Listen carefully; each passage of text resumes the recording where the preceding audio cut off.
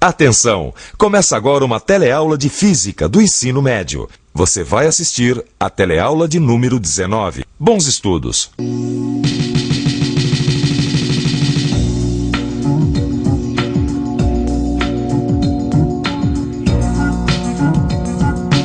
Se você já desceu a serra algum dia, então com certeza você já passou pela experiência de ensurdecer. Quer dizer, ter aquela sensação de ouvido tapado. Mas por que isso acontece? É exatamente esse o assunto da nossa teleaula de hoje. Na teleaula de hoje você vai saber o que vem a ser a atmosfera. Vai aprender também o que é pressão e o que é pressão atmosférica. E vai conhecer uma nova grandeza. Prepare os seus ouvidos, porque a nossa teleaula está apenas começando. Toda vez que eu desço a serra, tá, pra pintar um apartamento aqui, o meu ouvido entope. Que engraçado, o meu também, rapaz. Da metade da serra pra baixo. Por que será que acontece isso, hein? Você aprendeu no seu curso de física que todos os objetos se atraem. E os que estão próximos à Terra são atraídos para a sua superfície. Acontece que em volta da Terra existe uma camada formada por gases. Essa camada é chamada de atmosfera. A atmosfera é feita de vários gases. Entre eles, o gás oxigênio, que é essencial à vida. E os gases, por sua vez, são formados por conjuntos de átomos chamados moléculas. Como essas moléculas possuem massa, são atraídas para a Terra e mantidas ao seu redor. Cada uma dessas partículas é extremamente leve. Mas como existem milhões e milhões, o peso de todas elas juntas é considerável. E é claro, isso provoca uma pressão. Pressão e força são a mesma coisa, né, Maristela? Quer dizer, se as partículas que estão na atmosfera fazem pressão, então elas estão fazendo força, né? Pressão e força estão relacionadas, sim. Mas elas não são a mesma coisa, são grandezas físicas diferentes, Rosinha. Mas é justamente isso que eu não entendo. Elas estão relacionadas, mas não são a mesma coisa. Qual é a diferença? Eu vou explicar. Aliás, eu me lembrei de um exemplo ótimo para os estudantes, quando essa dúvida aparecer. Olha só, pega esses dois objetos, tá? Tá. Segura aqui. Aí, pressiona nesse papel, não, pelo outro lado.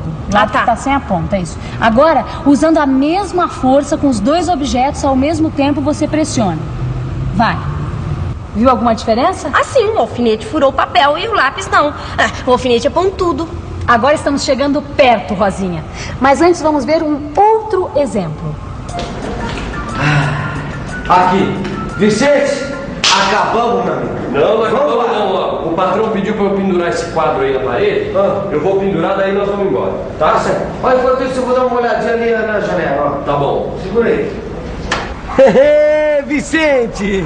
Olha só que marzão, meu compadre! Olha, antes de subir a serra, nós vamos dar mergulho. Oxe, vamos! Vamos mesmo, olha.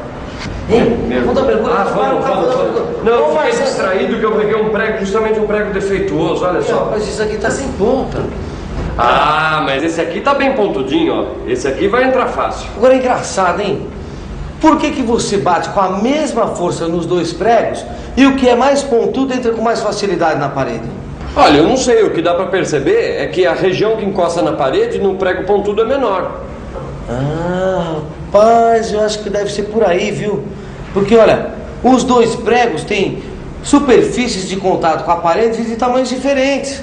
E, ó, esse aqui que não tem ponta, ele tem mais área em contato com a parede. Eu acho que é por aí, viu, Vicente? Ah, deve ser por aí, viu?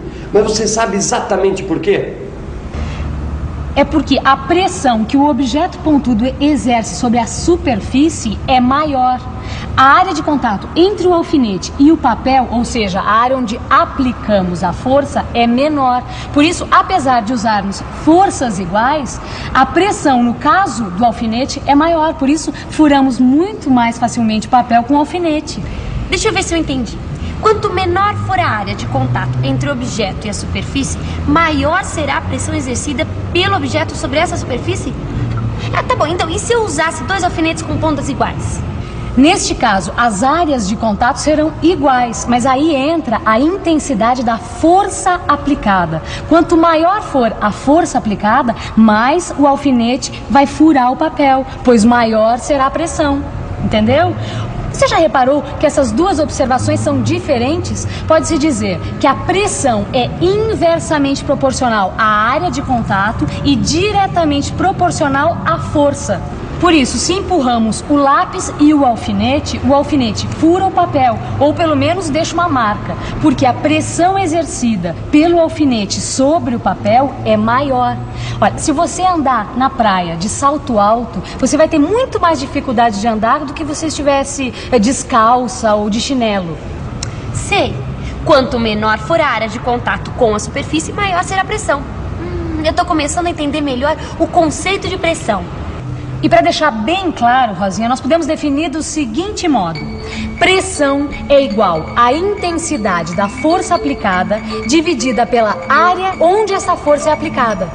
Mas afinal de contas, qual é a relação entre pregos, alfinetes, força, pressão e essa sensação desagradável de ouvido tapado? Bem, todo mundo sabe que sobre as nossas cabeças existe ar e que o ar tem peso. Logo, o ar exerce pressão sobre as nossas cabeças. Mas não somente sobre as nossas cabeças, mas sobre toda a superfície da Terra. Essa pressão é chamada de pressão atmosférica. Agora pense comigo, se a pressão depende da quantidade de moléculas que existe no ar, então quanto maior for a espessura da atmosfera, maior será a pressão. A pressão varia de acordo com a altitude, que é a altura do local em relação ao nível do mar.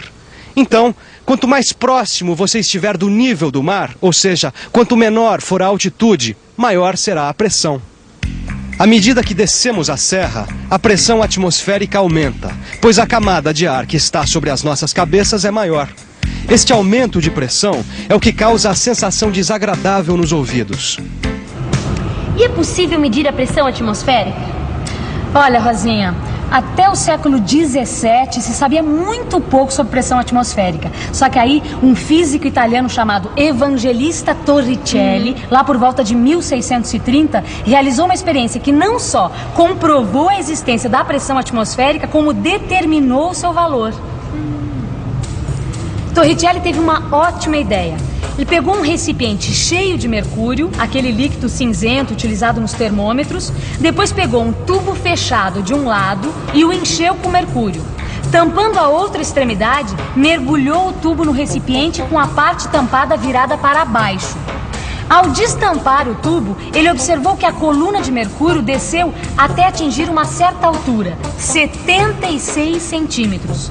Então, Torricelli concluiu que a pressão exercida pela coluna de mercúrio é igual à pressão atmosférica, pois ela é capaz de equilibrar a coluna. Preste atenção que dentro do tubo uma região fica sem ar, é o chamado vácuo.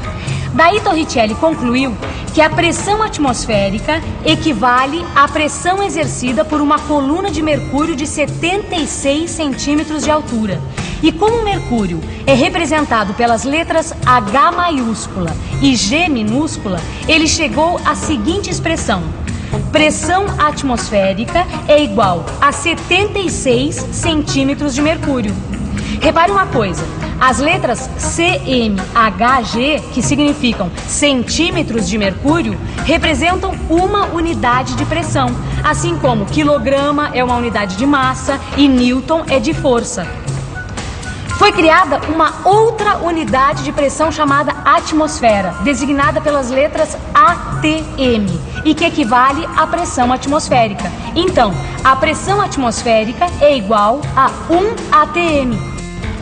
Portanto, já que 76 centímetros de mercúrio equivalem à pressão atmosférica, podemos dizer que 1 ATM equivale a 76 centímetros de mercúrio. Ô, banho de mar bom, hein? Ó, rapaz, nem me fala. Rapaz, agora, se você quiser saber, me deu uma dor de ouvido, olha. É verdade, cara? Mas foi dor mesmo ou foi aquela sensação estranha de quando a gente desce serra? Que sensação estranha que nada, rapaz. Foi dor de ouvido mesmo. Quando eu pulei, quando eu cheguei lá no fundo, nossa, começou a me dar uma dor de ouvido. Ai. Que coisa estranha, rapaz. O que será que foi? Será que isso aí tem a ver com pressão? Sei lá. Mas espera aí. Vamos pensar um pouco? Vamos pensar um pouco. Deixa eu ver. Acima das nossas cabeças, além da coluna de ar, existe também uma coluna de água que também tem peso e, portanto, exerce pressão sobre nós. É isso. A pressão no fundo do mar é igual à pressão atmosférica mais a pressão da coluna de água. Pobre tímpano, tinha que doer mesmo.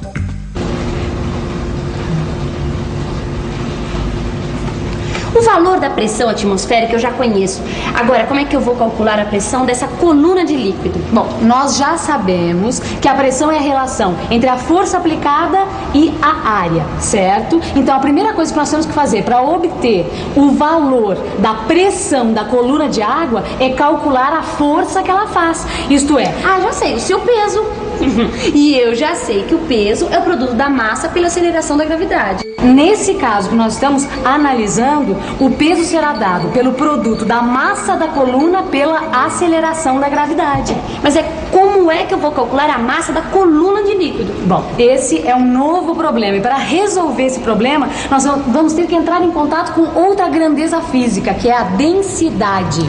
Outro fato importante é que a densidade de um objeto não depende do tamanho do objeto. Já a massa depende. Isso quer dizer que quanto maior for o objeto, maior será a sua massa. Mas a densidade será a mesma. E para representar a densidade, normalmente a gente utiliza a letra minúscula D. Bom, densidade de um objeto é igual à sua massa dividida pelo seu volume. Agora nós já temos condições de calcular a pressão da coluna de líquido que você queria saber. Bom, para isso nós vamos calcular o seu peso, utilizando o conceito de densidade. Vamos ver? Usando a definição de densidade, nós podemos escrever a massa da coluna como o produto da densidade do líquido pelo volume da coluna. Para calcular o volume da coluna, basta multiplicar a área da sua base pela sua altura, que é a profundidade onde o mergulhador se encontra. Então, substituindo o volume, podemos escrever a massa da coluna como o produto da densidade do líquido, da área da base e da altura da coluna. Ótimo! Agora basta lembrar que a pressão é a força dividida pela área, como nós vimos agorinha. E neste caso, a força é o peso da coluna, que é o produto da massa da coluna pela aceleração da gravidade. Agora, nós substituímos a expressão que encontramos para a massa da coluna e chegamos à seguinte equação. Mas repare uma coisa, nós estamos multiplicando e dividindo pela área da base, portanto podemos eliminá-la. Então, a pressão exercida pela coluna de líquido sobre um mergulhador é o produto da densidade do líquido pela aceleração da gravidade pela altura da coluna. Para calcular a pressão total, basta somar a pressão do líquido com a pressão atmosférica. Esta expressão que você acabou de ver determina a pressão num ponto a uma profundidade H no interior de um líquido de densidade D.